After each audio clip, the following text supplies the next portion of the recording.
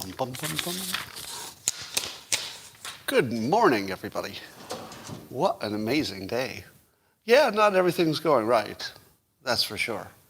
But this moment right now where we're together, it's almost perfect. It's everything you want. Awesome people, all together for a good reason. That's just like the meaning of life right there. But there is a way to make it slightly better, and all you need is a copper mug or a glass, a tankard, chalice, or stein, a canteen jug, or a flask. A vessel of any kind. Fill it with your favorite liquid. I like coffee. And join me now for the unparalleled pleasure, the dopamine hit of the day, the thing that makes everything better. It's called the simultaneous sip. It happens now. Go.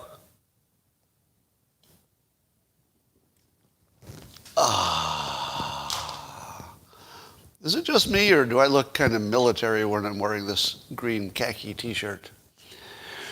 Well, that doesn't matter. Big news today, the second single from Akira the Don's new album featuring me. The awesome lyrics of me talking on this podcast, which have been massaged and turned into a musical event. Now, if you think that sounds like a bad idea, you haven't heard it. Let me just tell you that you ever see a movie where the preview doesn't give you any idea what the movie's about? Well, that's this. If I tell you that there's a musical product that involves my voice talking on these live streams, you'd probably say to yourself, I think I'd like a little less of that. But you have to see the artistry of Akira the Don, who took these two concepts, the live stream content and music, and put them together, and you'd be amazed how well it works. So take a look at that. The new one is called Low Self-Esteem is Like a Virus. Just Google me and Akira the Don, A-K-I-R-A. If you Google Akira and my name, it should all pop up. It's on all platforms. So, here's something we all know to be true. Inflation is going to be a big problem. Why is I'm just seeing some cutting comments about me there on YouTube. Why is inflation going to be a big problem in the long run? Well, we're all good economists, and we know it's because the government has borrowed so much money, which essentially creates money in the marketplace, which means that for the same amount of goods and services, there's more money chasing it, which drives up prices. And that's inflation, right? Well, apparently not. Apparently not. So I learned something today. I read that inflation indicators are way up today. Got some kind of 30-year record inflation indicator.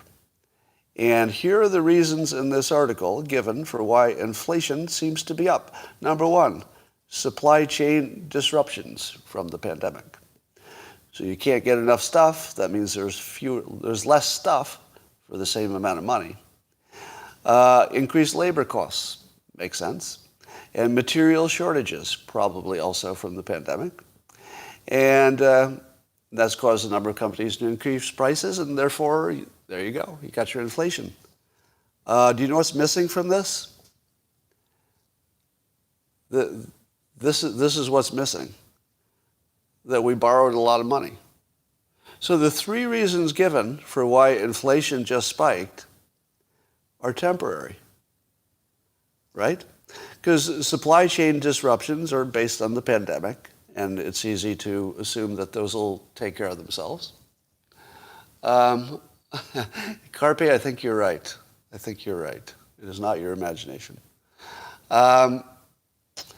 So here's my curiosity. All right, as I say too often in public, I have a degree in economics, which is important to know if you're new to this content. But having a degree of economics doesn't help you nearly as much as you think. Because I look at this and say, why is this story about inflation going up not including the one thing we all seem to think we know is the thing that makes inflation go up? Instead, it's three somewhat temporary things. because we'll get our supply chain back. Cost of materials will probably go down once the pandemic's over. And the cost of labor probably is going to go down too, because there are a lot of people who are out of the workplace because they're getting the free money. What happens when people don't get free money and they have to go back to work? Well, then you have more employees competing for jobs, and that should lower or at least put a lid on increases like that. So weirdly, it looks like inflation is maybe not a big problem, or at least it's not showing itself to be a problem yet.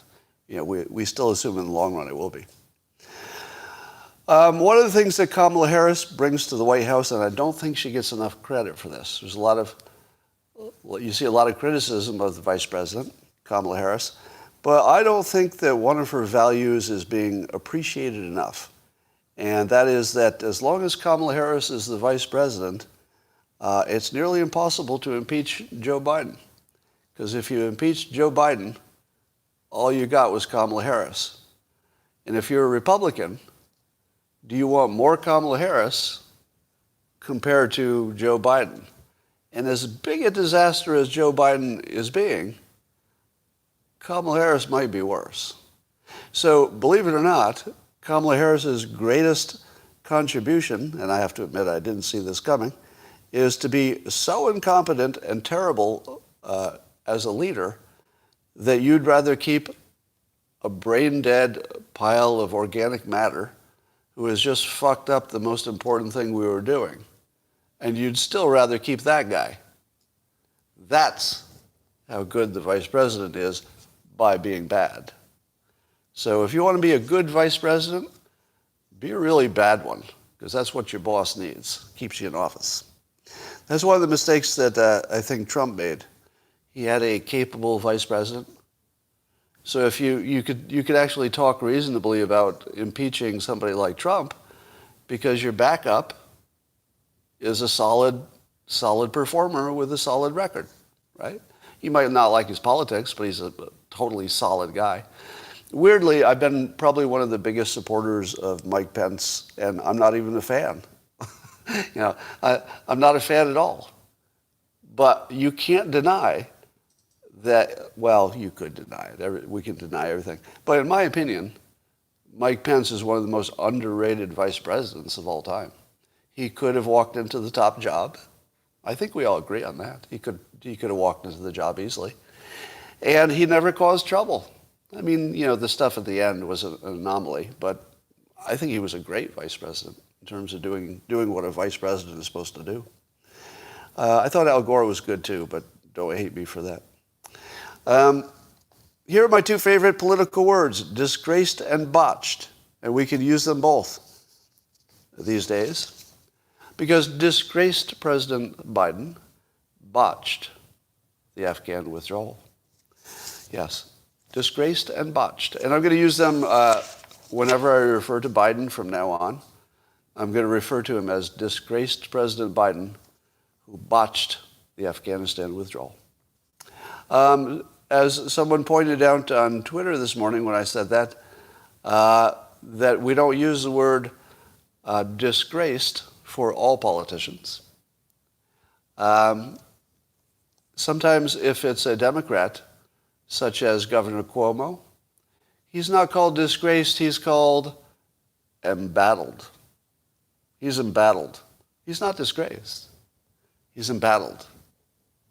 And that would be a CNN, MSNBC kind of a framing. I don't know which of those use that word. And how about somebody who's doing a lot of crazy, stupid, incompetent things? Sometimes it's just controversial. Yeah, it's not botched. It's controversial. So there you go. I'm going to report on this, but I feel like I don't know all the details. But Sam Harris seemed to be tweeting that he was eating his own tweet, in other words, eating his own words, from January of 20, in which he was expressing some satisfaction that we finally had a good president in President Biden.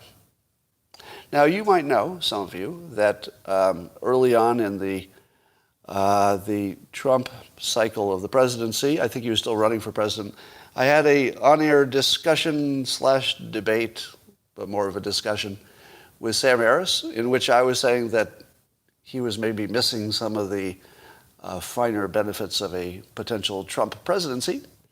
And he was very anti-Trump, and we had a long conversation on that, and people had strong views about how that went.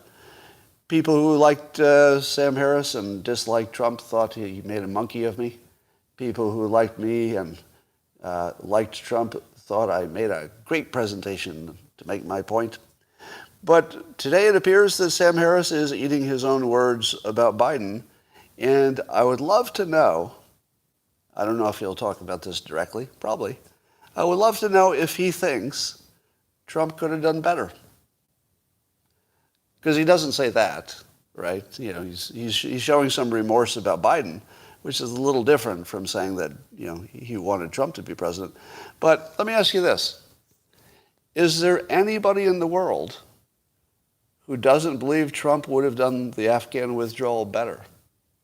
Now, of course, he had an earlier deadline. He had a May deadline, and Biden got that extended, which was good work. I would say that was good work. I think we did need to extend the deadline. And I think probably Trump would have done the same. So I'm not sure that that's any point of comparison. But don't you believe Trump would have done this better? Even if you thought he was bad in every other way, even if you're a Democrat, a big anti-Trumper, don't you believe he would have done this better? Because I feel like there's no way to know, right? It's pure speculation. But it feels like it. Guess we'll never know. The press conference in which Biden talked about it was a plain embarrassment. Compare this to the types of embarrassment we had when Trump was president and did press conferences. Were there any embarrassments when Trump did a press conference? Yes. Yes, there were. So Biden is not the first president who was embarrassing. Trump was embarrassing, but what's the difference? What is the difference? Oh, here's the difference. The thing that was embarrassing about Trump never happened. It was just reported that it happened. For example, do you remember the embarrassing time that President Trump suggested you should maybe drink bleach to cure your coronavirus? Very embarrassing, and it also didn't happen. It was fake news. At least 75% of the country believes they saw it with their own eyes and heard it with their own ears, and it literally never happened. It's a long story about why you believe that, but it didn't happen. Same with the fine people hoax. An embarrassing moment for the president, right?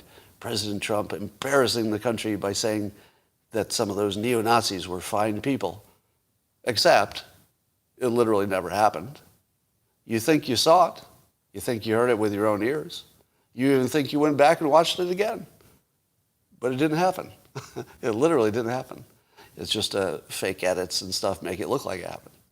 So I would rather be embarrassed by fake news about a president than I would rather be embarrassed about the actual frickin' thing that happened. That's a pretty big difference. So here is my advice for Republicans in this delicate period. Instead of saying things like, I don't know who's in charge, which doesn't really land, it's just sort of a talking point. Well, I don't even know who's in charge of the White House, blah, blah, blah, blah. Let's change that to demand to know who is making the actual decisions in the White House. See the difference? Demand to know who's making the decisions.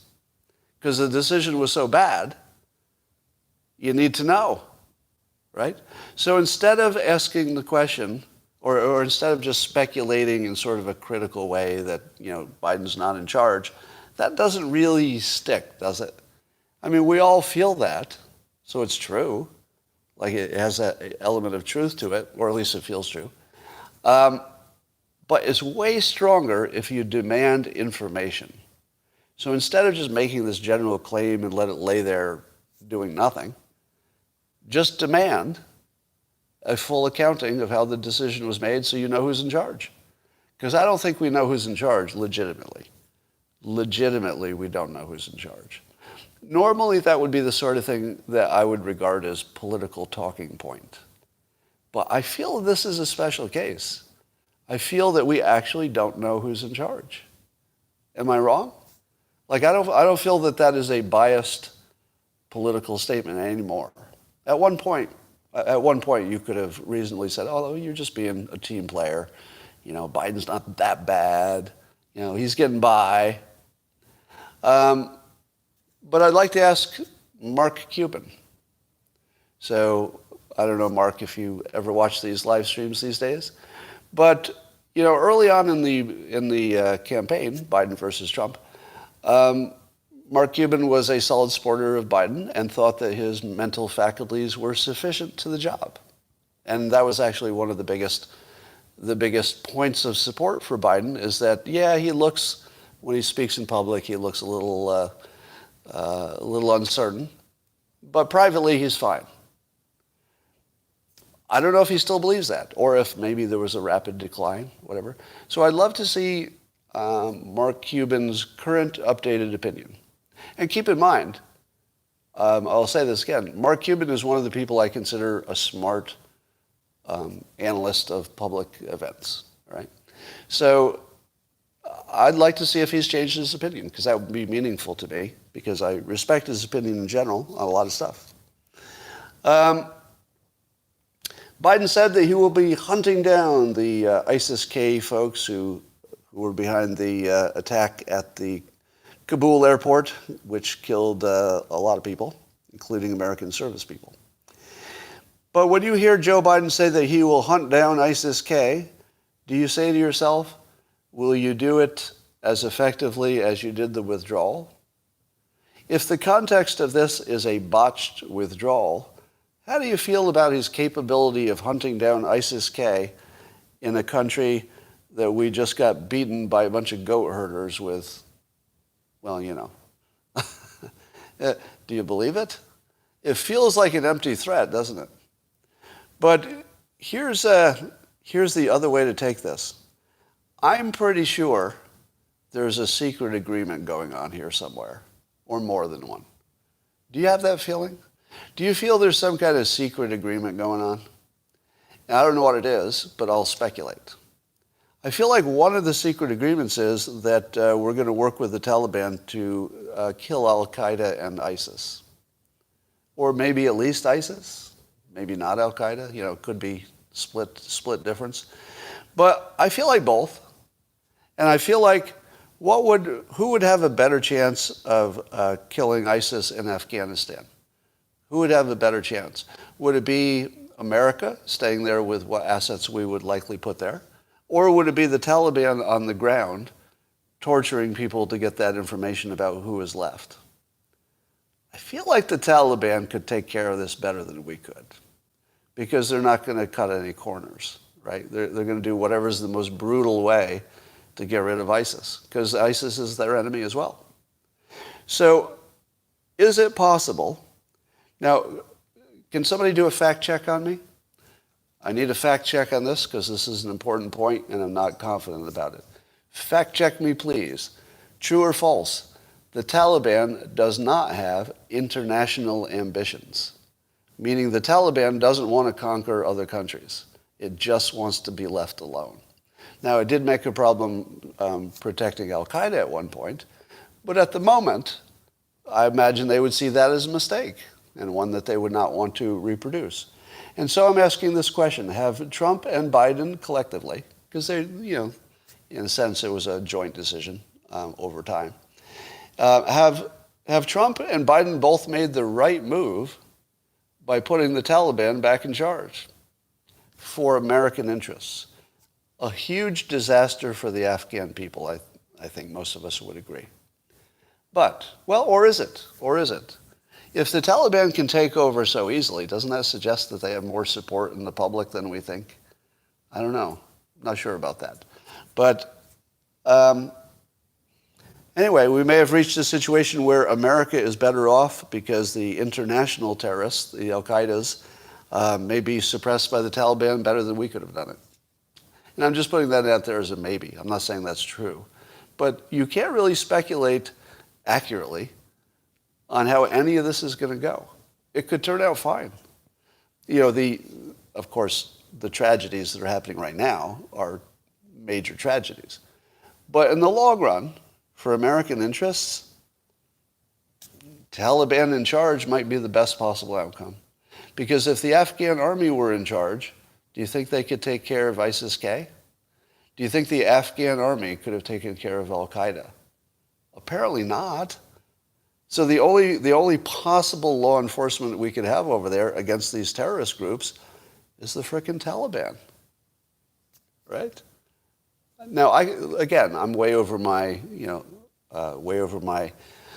let's say, competence level talking about any of this stuff, but it's what it looks like. And one of the things I like to talk about in the news is what it looks like, even if we don't know what's true. All right, apparently there are only 1,000 or so of these ISIS-K people in the whole country, and it's pretty hard to find 1,000 people if you're America. But I don't know if it's hard to find 1,000 people if you're the Taliban and you're on the ground. We'll find out. All right. David Sachs, who you should follow on Twitter, very successful, famous investor in tech stocks and stuff. But anyway, he said this. This is one of those things where you see somebody say something, or you hear it, and you say to yourself, okay, that's so obvious. Why didn't I think of that? Here's the most obvious point that for some reason I didn't think of it until I read it. And here it is from David Sachs. I reject the idea that we had to choose between Bagram and the KIA airport, the Kabul airport. You keep both assets until the withdrawal is over. What? Here we're having this big conversation about whether we should have kept Bagram or Kabul. And then David Sachs says, you idiots, you keep both of them until you're done. You know why? Because you need two of them. You need two. Two is better than one. And apparently the Bagram airport had also a wide perimeter. It's easier to defend. So we went from the one that's easy to defend and already had facilities for processing people to one that's impossible to defend because it's in a city center and doesn't have the facilities to process people. That was a huge mistake. Huge mistake. There's some of these mistakes that I'm allowing. We might find out some information later that would make it not look so bad. But I don't know what you would find out about this. To me, I can't imagine any scenario in which David Sachs is wrong. We should have kept both bases until we were done. Am I wrong that seems so completely obvious after the fact? Right, we're all geniuses after the fact. But obviously, I didn't think of it. I actually got caught in have you heard Greg Gutfeld? He talks about the prison of two ideas. We like to think like there are two options for everything because there are two sides. One side likes this option, the other side likes this option. Two options for everything. And it blinds you to the fact that there almost always is other options. And the other option was so insanely obvious, but not until David Sachs tweeted it. This is the most obvious thing that I didn't think of maybe in my entire life. It's like, yeah, keep both of them. All right. Now I'm going to do the impossible. The country is finally united around our dislike of how Biden has handled this whole situation. Do you think there is any argument at all that could be made that would put Biden in a better light given what's happening? Now, you know I'm not a Biden supporter. Everybody knows that. But you know what I am? I'm a president supporter. Yeah, I can't turn that off. When Trump is president, I'm a president supporter. Not just a Trump supporter about some topics, other topics, maybe not so much. But I'm always a president supporter.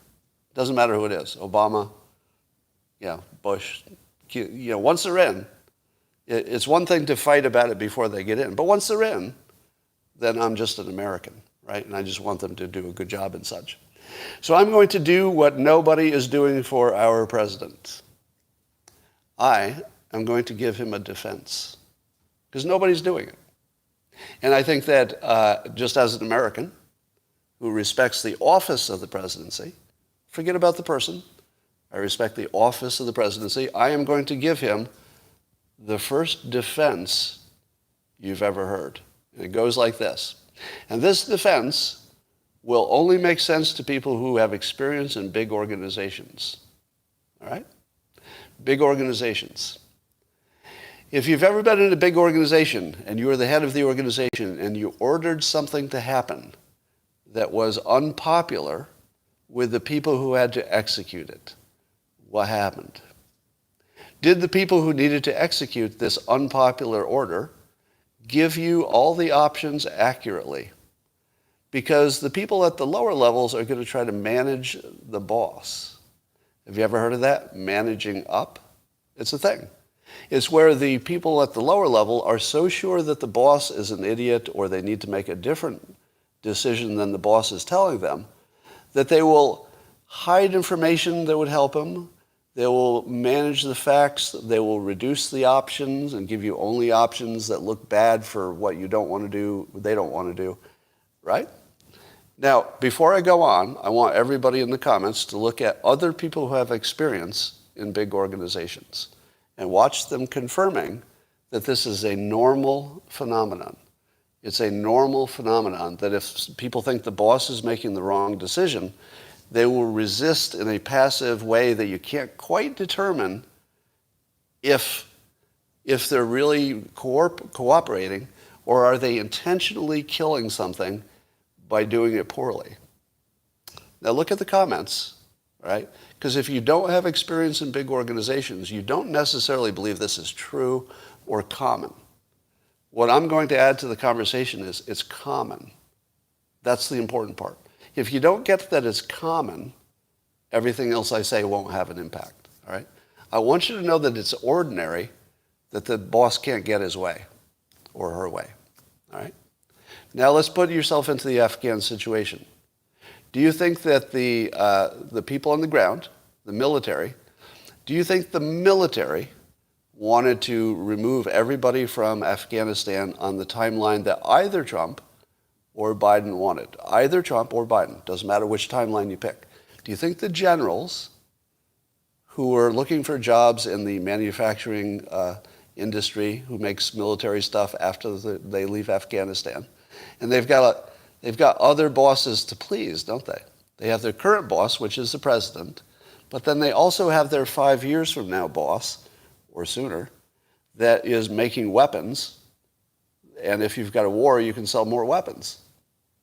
And you can make an argument that it's in the interest of the United States to stay, to keep fighting those ISIS guys and Al-Qaeda. All right, so here's my defense of Biden. Goes like this. Biden, and by the way, you could replace Trump. You could actually replace Biden and Trump and you get the same outcome. This is my speculation here. Biden or Trump, but it was Biden. Biden says we're going to get out of there by this date. And then the generals give him shitty options. Well, if you do that, this is going to blow up. If you do it this way, this will go to hell. The Taliban will take over. We'll be embarrassed. We're going to lose all our weaponry. Everything's going to fall to hell. But hey, if that's your order, Mr. President, we'll start doing it. If that's what you tell us, we advise against it. But if that's what you're telling us, we'll start doing it. And then what do? They start botching it. They slow roll it. Have you ever heard that term? Slow roll? That's what people do in a corporation when they don't like what the boss told them to do. Oh, they do it, but they slow roll it. Okay, now let's say you're the boss and you realize that a slow roll is being played on you. What do? In the comments, those with experience, inform the rest of the people what you do. You're the leader, you're the CEO, you're the president, and the people below you won't follow your order. They're slow rolling. What do? Fire everybody. That's one way to go. Fire everybody. Okay? But what do the next people do? Probably slow roll it again. I'm not even sure that would work. And it would take a while and it would be disruptive and all that stuff. What's the other thing you can do? What is the other thing you can do? Do it anyway. Have you ever seen a leader do this? All the generals come in and say, if you do this, everybody's going to die. It'll be the worst thing in the world. And you know your generals are fucking with you. what do? You tell them to do it anyway. They tell you the whole world will fall apart if you order us to do this. But you know they're fucking with you. They're slow rolling you. Here's what you do. You tell them to do it anyway by that date, and you tell them that if their head's on the ground, it's their fucking fault. And then you'll fire them. Do it anyway, and if you fuck up, then I'll fire you. But I'll tell you what I'm not going to do, is I'm not going to let you tell me what's going to happen. You can tell me you'll do it incompetently, but you're going to fucking do it. Because what's more important is getting out. And if you can't give me a good way to get out of Afghanistan, if you incompetent motherfuckers who are trying to make this happen, if you won't even give me a good option to get out of Afghanistan, you're going to take the bad fucking option. And you're going to get out of Afghanistan. Because let me tell you the thing that's not going to change. The decision. We're getting out of fucking Afghanistan. You can do it right or you can do it fucking wrong. But we're getting out of Afghanistan. That's leadership. Did that happen? Maybe. Maybe. We don't know, right? Because we don't even know who's in charge. But if you said to me, what would leadership look like? It would look like this. It would look like a botched, disgraced move. And we might find out someday that his generals were the problem. And we might find out that he overrode the generals and said, look, this is a leadership decision. Shit ton of people are going to die, no matter what. No matter what. Every path, shit ton of people die. So the leader says, we're going to take care of the United States, and a shit ton of people are going to die. Let's take as a given that every path has a shit ton of people dying. You can't avoid that part. So you might as well do what's good for the United States, and you know what that is? Get the fuck out of Afghanistan. Messy. If it's the only option you're going to give me, fucking generals. If you generals will only give me bad options, I'm going to take the bad fucking option. But I'll tell you the option I'm not going to take is you're in charge. Because you didn't get elected. You did not get elected. If the only way I can get out is messy, we're getting out messy. Deal with it. That's leadership. I don't know if that happened. But you can't rule it out based on what we've seen. So the big question I would have is, was the military slow rolling him? Right? If I were an investigative journalist, this is the question I would be digging into. Was anybody slow rolling him?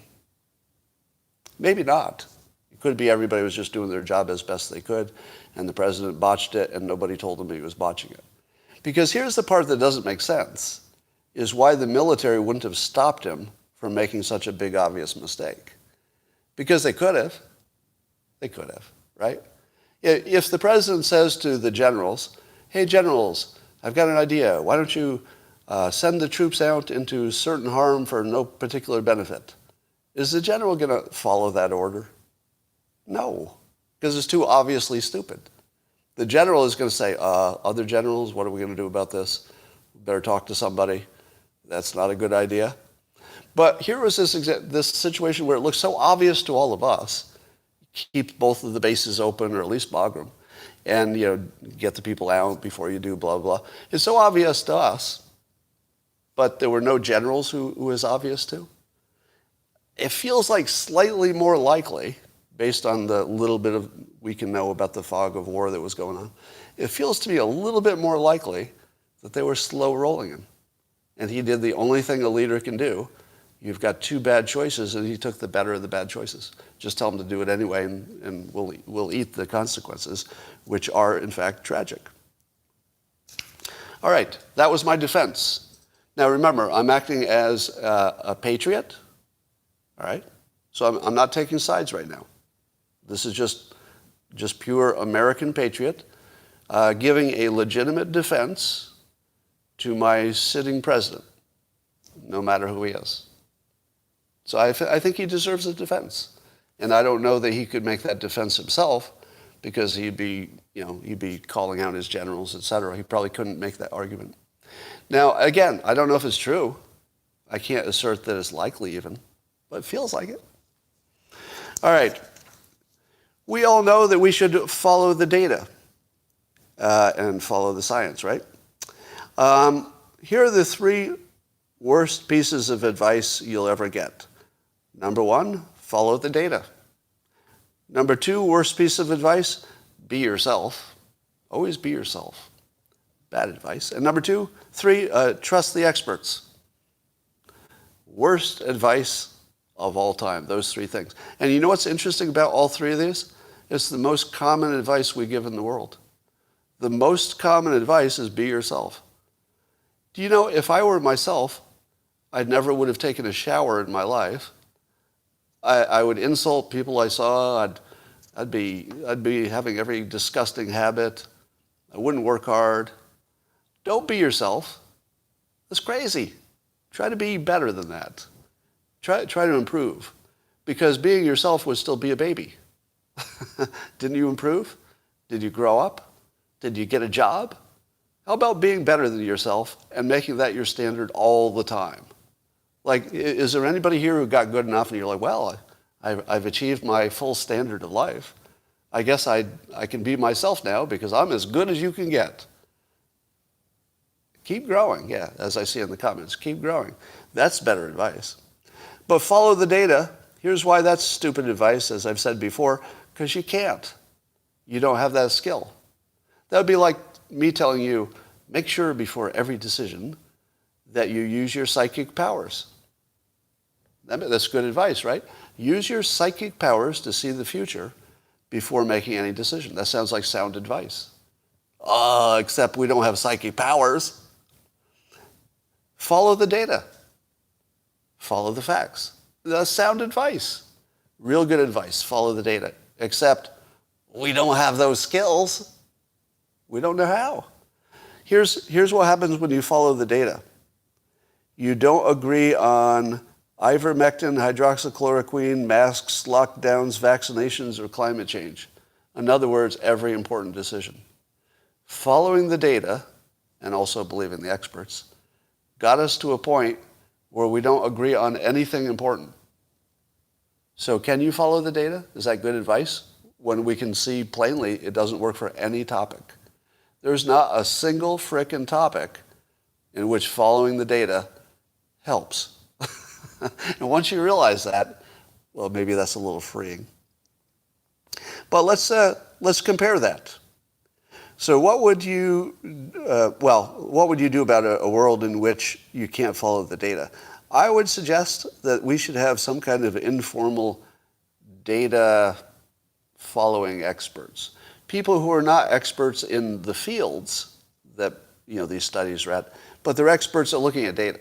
They could be economists or statisticians or whatever, some scientists. But I would love to see some independent, not fact checkers, because fact checkers aren't smart enough. They're just journalists, researching stuff. But I'd like to see data checkers. A small group of people, let's say a dozen people, who have the kinds of jobs where you could trust that they know how to look at data at least. And I want all of them to look at all of our data and say, all right, you 12 data specialists. And I'll say Nate Silver, all right? So I'm going to throw Nate Silver in there just as one example. Now, I know you're going to say, hey, he got something wrong or you don't like him for one reason or another. But that's the type of person you want. You want somebody with that kind of background. And I would argue that Nate Silver is pretty objective, as objective as people can be these days. So that would be my first thing, is that instead of fact checkers, we need data analysis experts to just tell us if the data is reliable or not. Just reliable or not reliable. That's it. Not a fact check, just reliable or not reliable. And let me give you an alternative, which I don't understand. So this is one of those weird things that I think is maybe confirmation bias on my part, possibly. But I'll throw it out here and let you follow it just for fun. You know that all the smart people always say, follow the money, right? If you're going to predict who murdered somebody, well, find out who had a financial advantage. If you're going to find out who did any bad thing, find out who had a financial advantage, right? So following the money tends to be very predictive. But it's way more predictive than it should be, because it even seems indirectly predictive. Let me give you an example. If somebody murders somebody to get the insurance, that's a direct correlation between the money and the action. But there are all these situations where it's a little less direct, and they still predict, which is the fun part. Let me give you an example.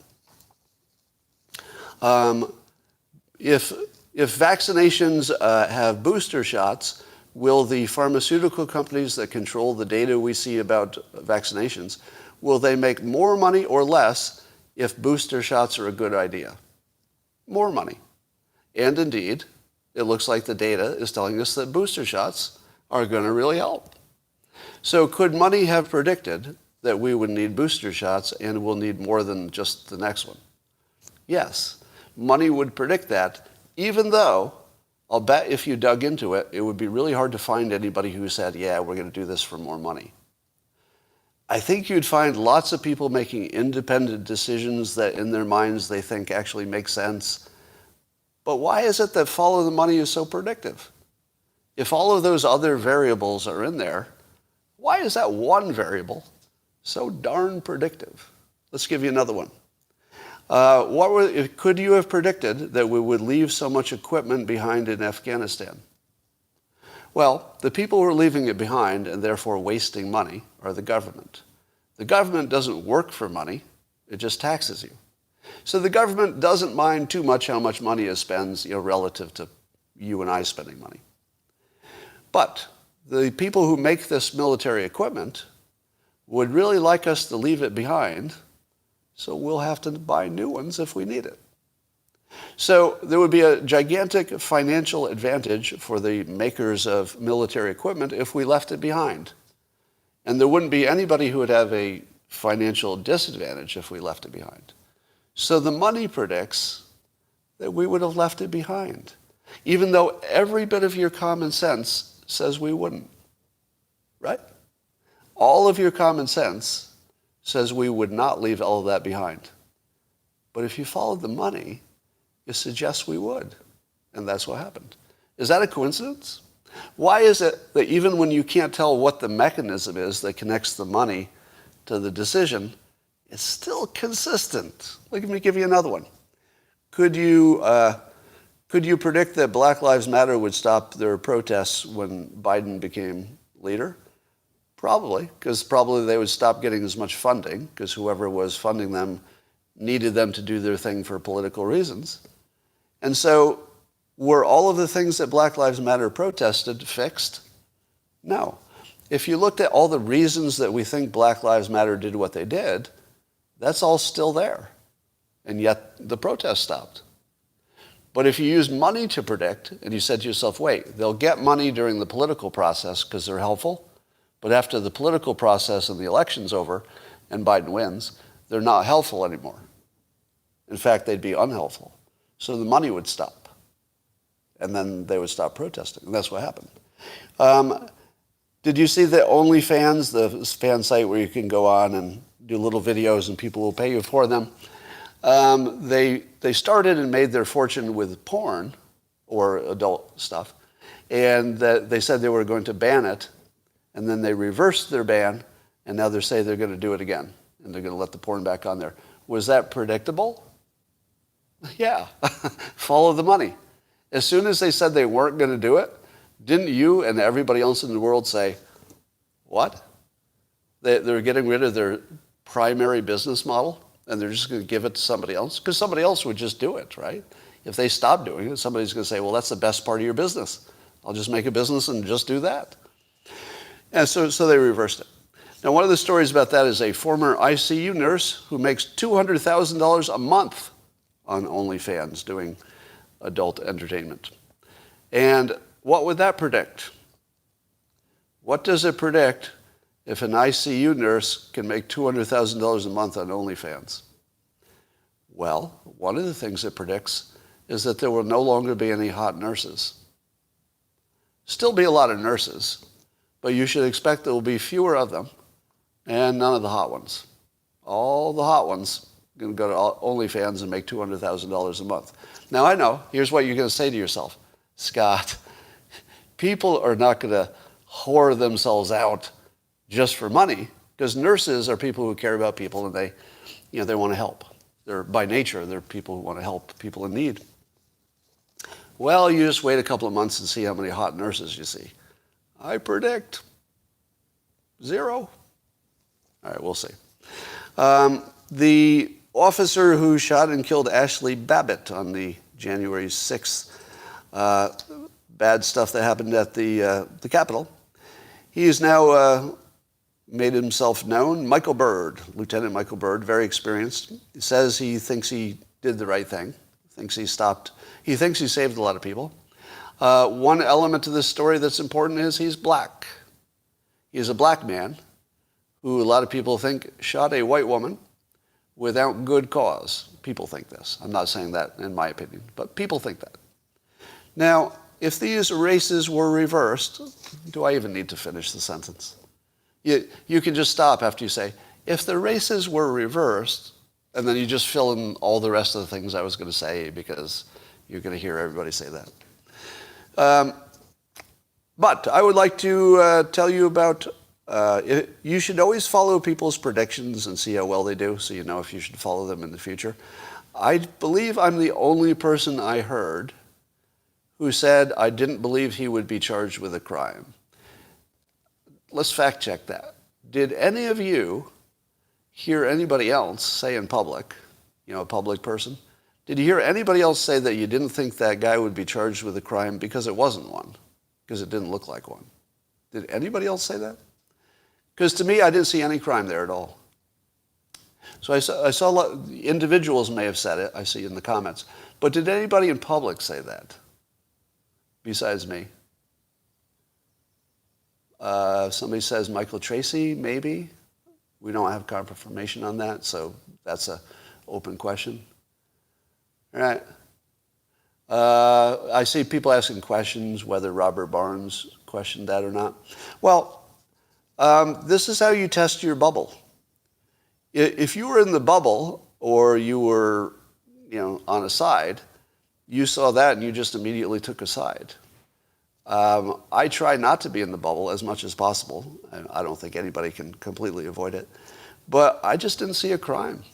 I saw somebody who avoided potentially more danger and protected the Capitol and had no idea how much extra violence there might be.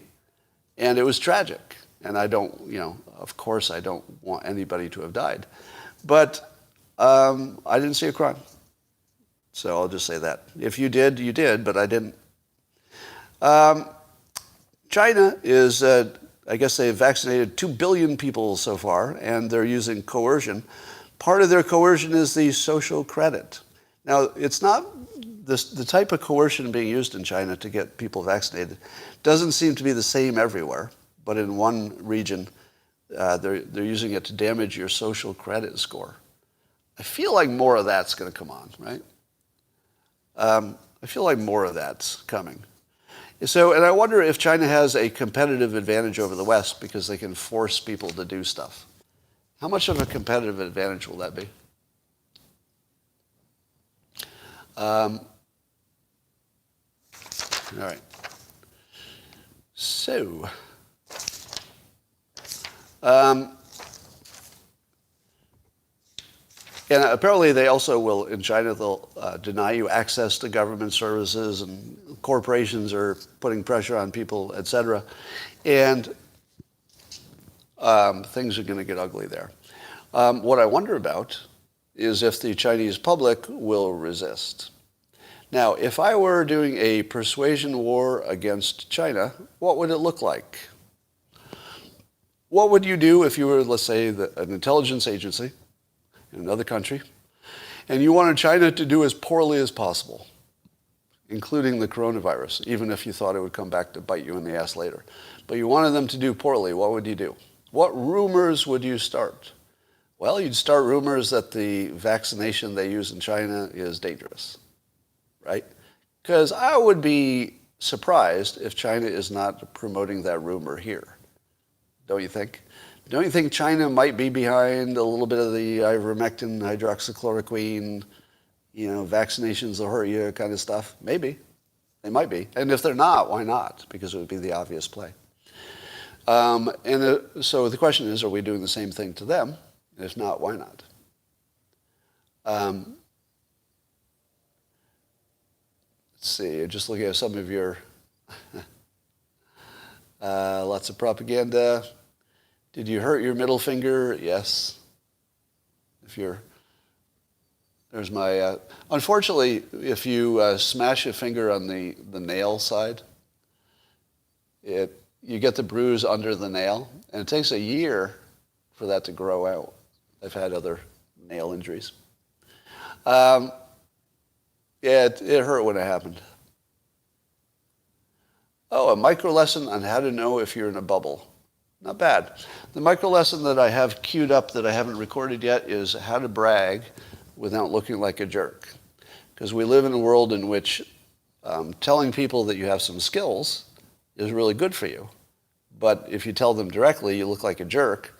So how can you brag without being a jerk? Because bragging has utility, right? It makes people respect you more.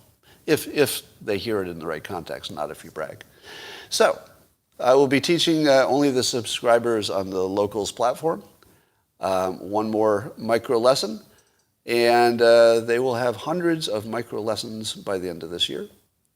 I think hundreds, or at least many dozens.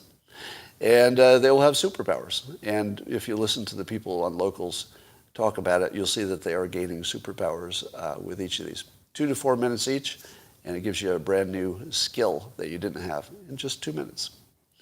All right, and that is my show for today. So goodbye for now, YouTube.